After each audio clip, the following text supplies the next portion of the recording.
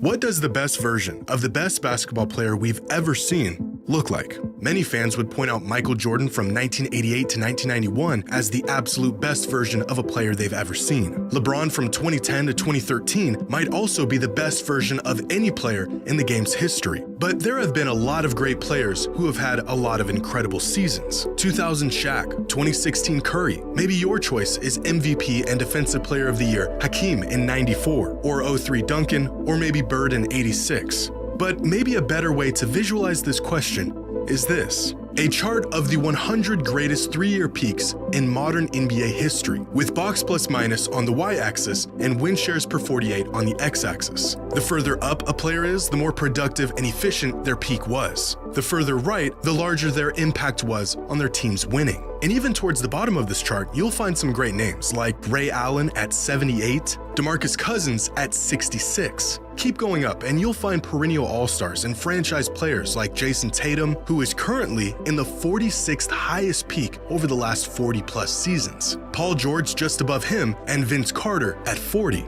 Now, this isn't some perfect method to measure players. Most advanced metrics tend to undervalue defense and overvalue offense, but overall this gives us a great picture of how impactful players were at the peak of their powers relative to the rest of the league. And at this point, we reach all-time great peaks. The guys who can carry an entire team. Luka at 15, Magic Johnson at 11, Stephen Durant at 7 and 6, James Harden and his best three-season stretch just ahead of them, Giannis with the 4th highest individual peak, and head and shoulders above everyone else with almost identical peak numbers are Michael Jordan and LeBron James. Clearly the two best peaks we've ever seen.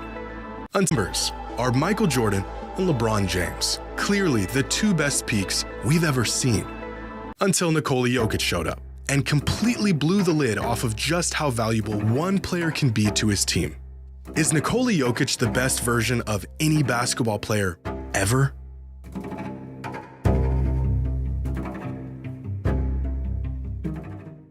Today's video is brought to you by SeatGeek. The NBA season is heating up, your favorite artists are on tour, and y'all are gonna need some tickets. Now you guys have used my promo code so much that SeatGeek wanted to hook you up with a new promo and a new special offer, and it's the best one yet. For the rest of the season, everyone who uses code JxmyHighroller will get 10% off any tickets on SeatGeek. Whether you're new to the app or you've been using it for years like me, code JxmyHighroller is good for 10% off any order on SeatGeek. Just get into the app, find the best tickets for you by using their color-coded seating map, punch in the promo code, and you're done. Take advantage of this deal while it's still around. Download the SeatGeek app and use code JxmyHighroller for 10% off any order.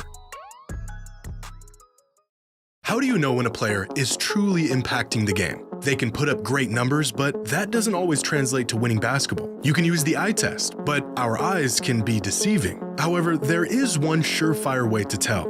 And that's when a player is so important and so valuable that their team is utterly lost without them. Every time they step out of the game, everything falls apart. We saw this with LeBron at points in his career. We've seen this many times with Steph. And just a couple days ago, we saw this with Nikola Jokic. In their recent matchup against the Warriors, Jokic started the game, and the Nuggets got out to a 6-point lead before he checked out for the first time with 1:32 left in the first quarter. Now pay attention to the score and the time left on the clock. By the time Jokic re-entered the game, 5 minutes later, the Nuggets were down 5 points. Jokic helped the Nuggets overcome that deficit, and by the time he checked out again at the end of the third, the Nuggets were back up by 5. By the time he returned to the game, just 2.5 minutes later, the Nuggets were down 3 points. Jokic played the rest of the game, and the Nuggets ended up winning by 4. Jokic was on the bench for just 8 minutes of this game, was a net plus 42 points, and the Nuggets won this game by just 4. And that pretty much sums up how important Nikola Jokic is on a basketball court. Pair the impact he makes on his team's success with stat lines that make you question everything you've ever known about basketball, and you have yourself a player who is beginning to enter conversations that some fans aren't quite ready to have. Are we witnessing the highest peak in the history of the NBA? Some people think so. We're now going on 5 seasons of this guy being the best player on the planet, and despite 3 MVPs in 4 seasons, the man has somehow found a way to take his game to even another level. Is there still a gap between Jokic and the highest peaks in basketball history? Or is this version of Jokic peaking higher than any player we have ever seen before?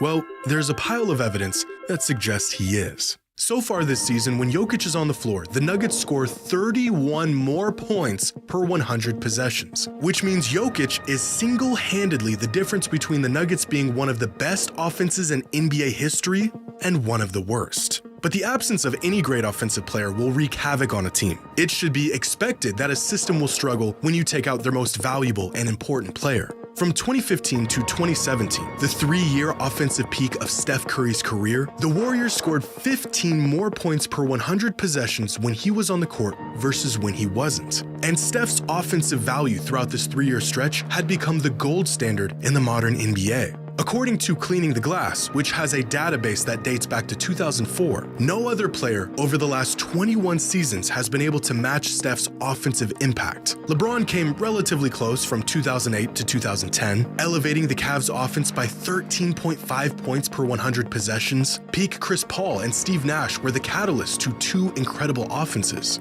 But even amongst offensive juggernauts, Steph was in a league of his own.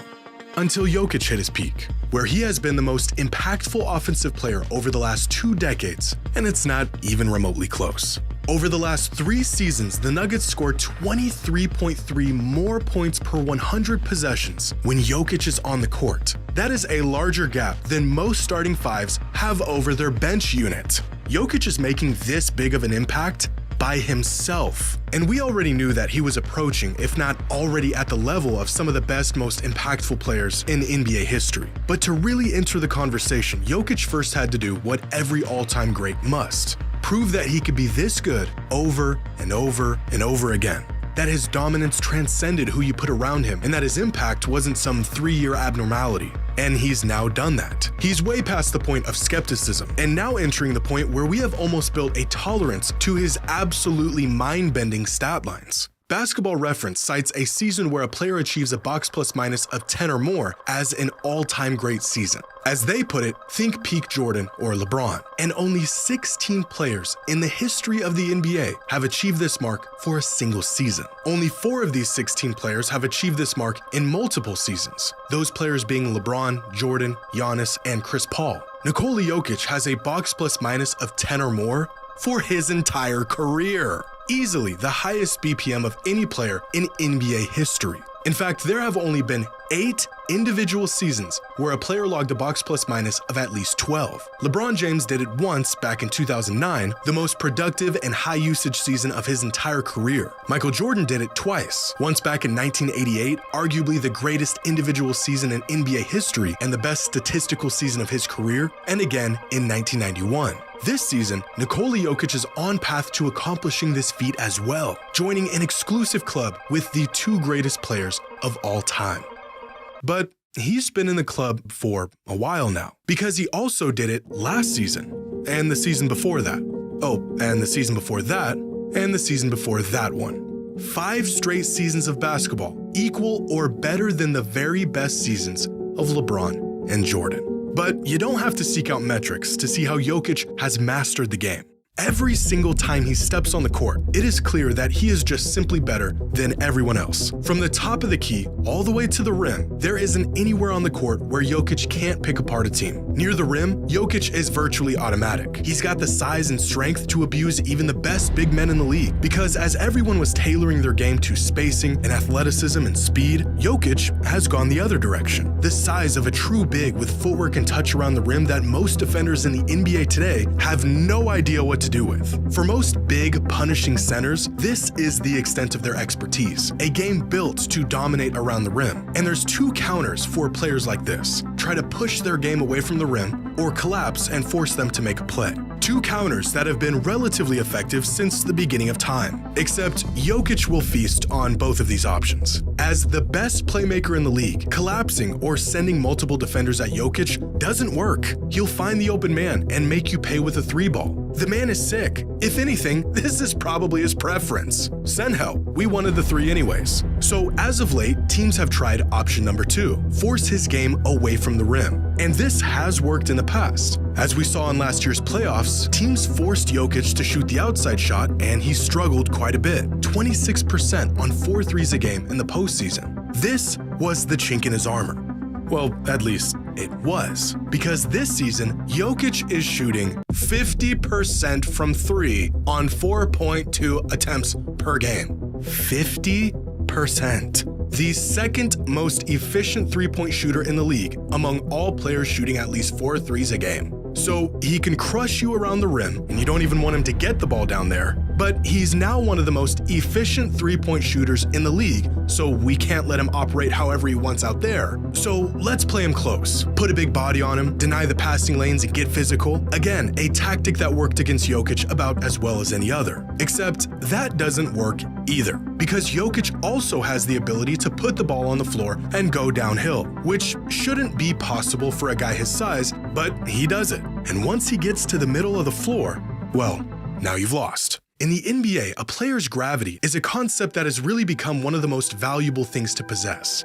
This is what offensive gravity looks like. When Jokic gets to this spot, the defense completely sinks in and bends however he wants it to. From here, he becomes the most lethal offensive weapon the game has ever seen, with the size, IQ, and skills to do whatever he wants. From this spot, there really isn't anything preventing Jokic from at least getting the shot that he or his team wants. Again, the best passer and playmaker in the league, so he'll find the open man if and when you close on him. Give him space, and he's capable of hitting the shot all day long. Or maybe he'll just put his back to the basket and back you into oblivion while you question if all that time you spent in the weight room was really worth it. Peak Jokic doesn't really have any weaknesses on offense. At the moment, not only is there no consistent, tangible way of stopping him, it looks like there isn't even a way to slow him down. And although this can be said about a few players who hit all-time high peaks, there may not be another player who is as consequential to their team and its success as Nikola Jokic is. So far this season, Jokic touches the ball 113 times per game. That's any time he receives a pass or grabs a rebound, a mark that leads the NBA by a country mile. But the crazy part is that the Nuggets only have 100 possessions per game this season, which means on average, Jokic touches the ball not just every single Nuggets possession, but multiple times on several possessions. In fact, since the NBA introduced tracking data back in 2014, here are some all-time great players and how involved they were in their team's system throughout their 3-year peak,